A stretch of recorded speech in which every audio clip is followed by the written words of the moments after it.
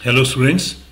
जो भी आप में से किसी स्किल की प्रिपरेशन कर रहे हैं, चाहे वो एसएससी का स्किल एग्ज़ाम हो या कोई और स्किल एग्ज़ाम हो, और आप लोग ट्रांसक्रिप्शन भी डेली कर रहे होंगे, तो आप देखते होंगे ट्रांसक्रिप्शन में कई तरह की मिस्टेक्स आती हैं जिसके बारे में मैंने पहले भी जिक्र किया है। उसमें आपकी ओमिशंस भी हो सकती हैं, सब्स्टिट्यूशंस हो सकती हैं, सिंगुलर प्लूरल की मिस्टेक्स होती हैं, टाइपिंग एरर्स होती हैं, या कोई और मिसलीनियस में कहूँ कई स्पेलिंग की मिस्टेक हो जाती है।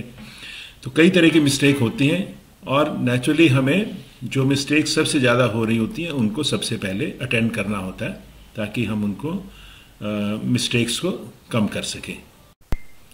उन मिस्टेक्स को अगर हम दो कैटेगरी में बांटें तो एक तो हो गई, हम कहेंगे जिनको जेन्युइन मिस्टेक, जिसके पास हमारे पास रीज़न है कि हमें वो आउटलाइन नहीं आई या हमें वो समझ नहीं आई या कोई और रीज़न है। लेकिन कुछ उसमें होती हैं जो जेन्युइन नहीं होती, जिनको हम सिली मिस्टेक कह सकते हैं, जो हम बार बार कर रहे हैं, जो कि हमें पता है कि उसको कैसे लिखना है उस आउटलाइन को, लेकिन फिर भी हम नहीं लिख रहे, या हमें पता है कि ये सब्स्टिट्यूशन हम फ्रीक्वेंट कर रहे हैं और बहुत छोटा सा ग्रामर लॉग है और हम बार बार उसको कर रहे हैं, तो मैं उसको सिली मिस्टेक्स में मानता हूं। इन सिली मिस्टेक्स के मैं कुछ एग्जाम्पल भी आपसे शेयर करता हूं। पहला तो जो प्लेसमेंट से कनेक्टेड है, अगर आपने आउटलाइन को प्रॉपरली प्लेस ठीक नहीं किया तो मिस्टेक हो जाती है। जैसे हमने बोला दे आर और आपने उसको देयर लिख दिया, तो नेचुरली आपकी दो मिस्टेक हो जाएंगी। दे आर को आप जानते हैं कि अबव द लाइन लिखते हैं और देयर को ऑन द लाइन लिखते हैं। फिर आती हैं लेंथ की जो मिस्टेक्स हो जाती हैं। इन, मान लीजिए इन और अनदर वर्ड आए, या इन और या नेचर आए, नो और नेचर आए, तो अगर आपने उसको प्रॉपरली लेंथ नहीं दी, इन और अनदर में आप डिफरेंशिएट नहीं करते लिखते टाइम, तो नेचुरली आपकी मिस्टेक हो जाएगी। और ये हो क्यों रही है? क्योंकि थोड़ा सा हम कैजुअल हैं लिखने में, मीन्स लिख हम रहे हैं और पढ़ना भी हमें है, लेकिन हम उस बारे में ज़्यादा कॉन्शियस नहीं हैं और उसमें मिस्टेक करते जा रहे हैं। दूसरी तरह की मिस्टेक है लाइट और डार्क की, अगर हम कहें तो उसमें एग्जाम्पल फ्रॉम और वेरी की फ्रीक्वेंट मिस्टेक्स होती हैं स्टूडेंट्स की, और उसका मैंने बता भी रखा है कि अगर आप चाहें तो वेरी को बीच में से कट कर दीजिए ताकि आपको ये पता रहे वेरी है। लेकिन वो चीज़ आपको खुद करनी है, बजाय उसको हैंडल करने के आप उसको बार बार रिपीट कर रहे हैं, तो नेचुरली उसको हम सिली मिस्टेक में मानेंगे। उसके बाद आती हैं कि जो आउटलाइंस बिल्कुल ठीक हैं, डार्क हैं, लेकिन हम उनको प्लेस ठीक नहीं कर रहे। अगर मैं एग्जाम्पल के हिसाब से कहूं तो लैंग्वेज आप जानते हैं डार्क में एन लिखा जाता है above the line, thing on the line लिखा जाता है, और यंग जो है बिलो द लाइन लिखा जाता है। ये तीनों डार्क होते हैं, लेकिन अगर हम इनको प्रॉपरली प्लेस नहीं करेंगे तो हम ट्रांसक्रिप्शन में ठीक नहीं कर सकते। उसके बाद मैं एग्जांपल देता हूं आपको वेयर और वेदर का।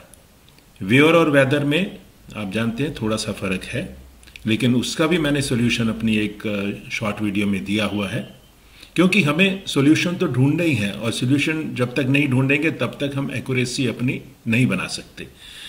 तो या तो आप जो सॉल्यूशन दिया है उसको देखेंगे, दैट इज क्वाइट क्लियर, उसको आप कर सकते हैं, या फिर वेयर वेदर में आप कैसे भी डिस्टिंग्विश करें वो आपके अपने ऊपर है, लेकिन उसमें मिस्टेक ना करें, ये हमारे लिए बहुत ज़रूरी है।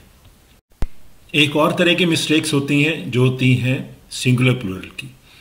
ये भी मैंने देखा ज़्यादातर स्टूडेंट्स में सिंगुलर प्लूरल के इश्यूज होते हैं और बार बार रिपीट होते हैं, जबकि मैंने ये बता रखा है कि आपको कुछ नहीं करना। जब सिंगुलर हो तो आपको नॉर्मल जैसे आप लिखते हो वैसे लिखिए आउटलाइन को। जब आपको प्लूरल बोला जाए तो आप इंटेंशनली, कॉन्शियसली उस सर्कल को बड़ा कर दीजिए।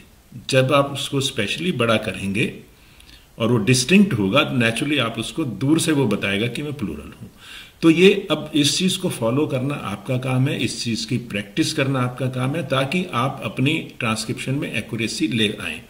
लेकिन अगर आप बार बार उसको करते रहेंगे और उसमें इंप्रूवमेंट नहीं लाएंगे, तो नेचुरली ये आपकी मिस्टेक्स में काउंट होते जाएंगे। एक और पॉइंट जो मैंने नोट किया है, जो स्टूडेंट्स हैं बजाय इसके कि अपनी सिली मिस्टेक्स को कंट्रोल करें और कॉन्फिडेंस बढ़ाएं अपना, क्योंकि जब तक हमारी मिस्टेक्स कम नहीं होंगी हमें कॉन्फिडेंस नहीं आएगा, ये तो आप सोच के चलती है। और आप नेचुरली आप इस चीज़ को स्टूडेंट हैं तो एक्सपीरियंस भी करते होंगे डे टू डे बेसिस पर कि कैसे हम फील करते हैं अगर हमारी एक्यूरेसी अच्छी ना हो जब ट्रांसक्रिप्शन को हम चेक करते हैं। तो इसलिए बहुत ज़रूरी है कि बजाय इसके कि हम ज़्यादा ट्रांसक्रिप्शन करें दिन में, मैंने पहले भी कई वीडियोस में ये कहा है, हमें जो अपनी मिस्टेक्स हैं और स्पेशली जो सिली मिस्टेक्स आ रही हैं उस पर सबसे पहले उनको प्रायोरिटी देनी है और उनको बिल्कुल टोटली एलिमिनेट करना है। हाँ, कोई अगर आउटलाइन हम नहीं लिख पाए, हमें पता नहीं है नहीं लिख पाए, तो वो तो एक जेन्युइन मिस्टेक में आएगी। लेकिन जिस चीज़ का हमें पता है और हमने उसको या तो लाइट डार्क नहीं किया या प्रॉपरली प्लेस नहीं किया या किसी भी रीज़न से हमने उनको एक्यूरेटली ट्रांसक्राइब नहीं किया, तो उसके हम पूरे जिम्मेदार हैं। तो इसलिए हमें सबसे पहले उन चीज़ को हैंडल करना है।